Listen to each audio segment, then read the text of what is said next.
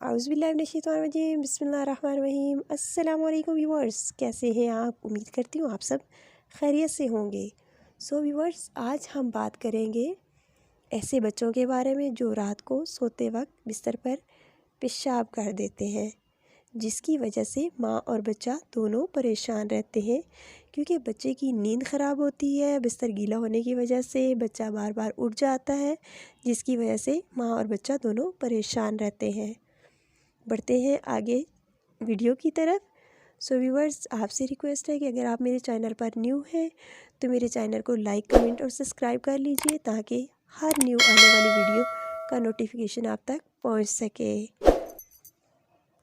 तो बात करते हैं कि जो बच्चे बिस्तर पर पेशाब कर देते हैं, उनकी माँओं को चाहिए कि रोज़ाना बच्चे को 1 हफ्ते तक 2 छुहारे खिला दें, तो बच्चा बिस्तर पर पेशाब करना छोड़ देगा। नंबर 2, जामुन की गुठली का पाउडर बना लें और 1 चम्मच छोटा वाला पानी के साथ बच्चे को रोज़ दे दें, तो बच्चा बिस्तर पर पेशाब करना छोड़ देगा। नंबर 3, अनार के छिलके का सफ़ूफ बना लें और दिन में 2 से 3 बार छोटा चाय का चम्मच पानी के साथ पिला दें, तो बच्चा बिस्तर पर पेशाब करना छोड़ देगा। उम्मीद करती हूँ आज की वीडियो आपको पसंद आई होगी। फिर मिलते हैं किसी नए टॉपिक के साथ।